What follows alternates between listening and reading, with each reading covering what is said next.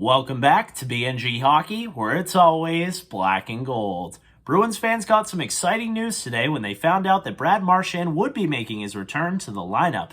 That unfortunately meant that roster moves would need to be made, and even though it originally seemed like Mike Riley would just be sent down to the Providence Bruins, they weren't done making moves just yet, because a little bit later they announced their first official trade of the season. Let's talk about it. The Bruins trade forward Jack Studnicka to the Vancouver Canucks for goaltender Michael Dipietro and defensive prospect Jonathan Myrenberg.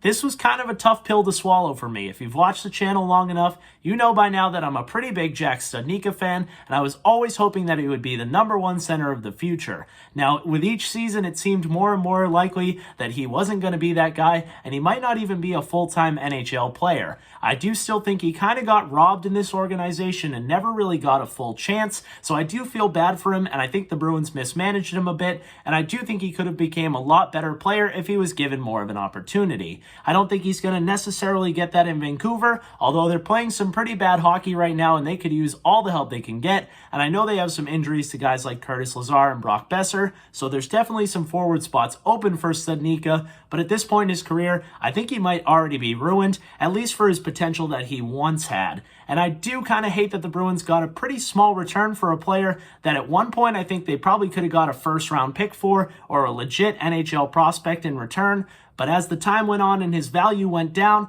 the Bruins were still holding out hope, and this is what you get. Now, Bruins fans do have to keep in mind that he was going to need waivers to be sent down, and he very likely would have got claimed. Seeing that the Vancouver Canucks were willing to give up 2 players for him, they definitely would have claimed him. So getting something in return for Jack Studnicka is better than nothing, but I don't love it, and I'll tell you why a little bit later on in the video. But first, let's take a look at the 3 players involved in this deal, and then I'll give you the rest of my thoughts. Jack Studnicka is a 6'1", 23-year-old right-shot centerman originally selected in the second round of the 2017 NHL Draft, 53rd overall by the Boston Bruins.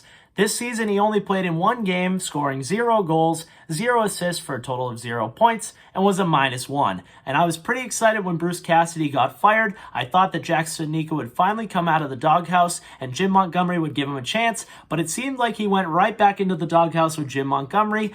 Montgomery wasn't too mean talking about Studnicka, but it didn't seem like he had any desire to put him back in the lineup anytime soon, which is pretty unfortunate because it seems like Jim Montgomery loves just about everyone. So it seems like the Bruins organization was just done with Jack Studnicka, and that's disappointing to see, especially with a guy who once had a lot of potential and was a second-round pick. His entire NHL career is pretty disappointing so far. He's only played in 38 games, scoring 1 goal, 6 assists for a total of 7 points, and is a career -7. Now, this is a very good player at the AHL level. Like I said, had a lot of potential at one point, and maybe he still does. He is still only 23 years old, and maybe a change of scenery and getting more consistent time at the NHL level will help him, but at this point, it's not really clear that he's going to be a full-time NHL player, and he might never make it. Now let's talk about the players the Bruins are getting in return in this trade, starting with Michael Dipietro. He's a 23-year-old 6-foot goaltender originally selected in the 3rd round of the 2017 draft,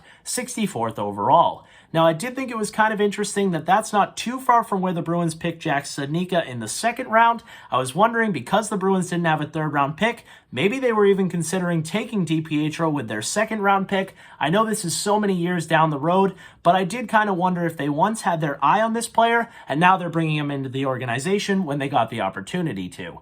His NHL career isn't too much to talk about. He has 2 losses, a horrendous 5.25 goals against average, and a .771 save percentage. But let's look at his AHL career with the Abbotsford Canucks. Last season, he had 15 wins, 13 losses, 5 overtime losses, and a much better 2.95 goals against average and a .901 save percentage. They also acquired the rights to defensive prospect Jonathan Myrenberg. He's only 19, he's a 6'3" right-shot defenseman, and he was selected in the 2021 draft, so it's a pretty recent draft pick, and it's interesting to see the Vancouver Canucks giving up on this player so soon. That does have me a little bit concerned, but also I do think the Bruins needed some value in return for Jack Studnicka, because I wouldn't be surprised if a couple other teams were interested in trading for him, so hopefully this is a legit prospect that the Bruins got back. Now, I will say he was a 5th-round pick in the 2021 draft, 140th overall, so it's not like they're getting a top-round pick, but he is a solid player. This season so far in 9 games, he has a goal and 2 assists for a total of 3 points and is a +2.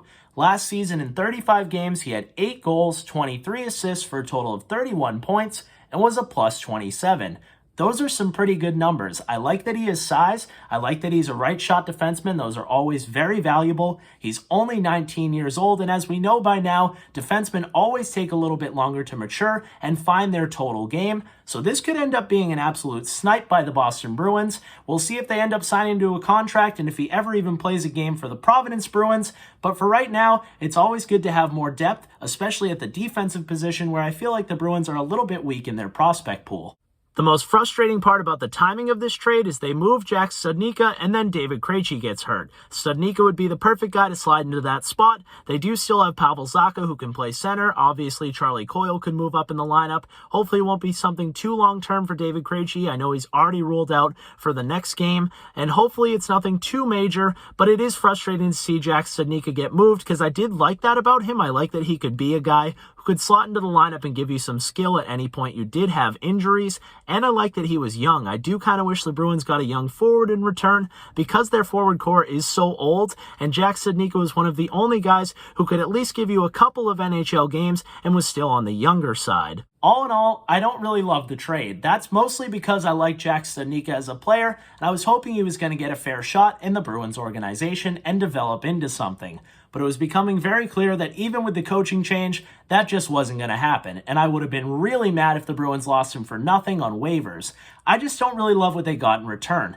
I don't know why they went out and got a goaltender. I have heard of Dipietro before, so that's good. At one point, he was at least a solid prospect, but they already have a couple of young goaltenders at the AHL level, and they have Keith Kincaid, who's a pretty solid guy too. Your tandem is healthy at the NHL level, so I just thought that was odd. Now, I know that Dipietro did request a trade from the Vancouver Canucks, so maybe this is a frustrated asset for the Boston Bruins going to Vancouver, and Vancouver sending something similar the other way. 2 guys who don't want to be there anymore and need a fresh start getting swapped, but I don't think Dipietro will play that much more in the Bruins organization than he did with the Canucks. They could maybe flip him, kind of like the Bruins did with Martin Jones when they had him for like 2 seconds and immediately traded him. So maybe they know another team likes Dipietro and the Canucks weren't going to trade him there. I would like to see that. Maybe later on down the road we get a late round pick for this player. That would be a pretty good deal. I'm interested in this prospect. As I said before, I think it's kind of interesting that the Canucks gave up on him so early. He is still so young. Defensemen always take longer, and it seems like he could be a pretty good guy with size and offensive upside. So at the end of the day, it's exciting that we got something in return for Jack Studnicka instead of just losing him on waivers. Best of luck to Jack Studnicka in Vancouver. I hope he has a good career, not too good of a career, not a Blake Wheeler, Phil Kessel, Tyler Seguin situation where we trade him and he becomes a superstar, but I don't think we have to worry about that with this player because he could barely crack an NHL lineup.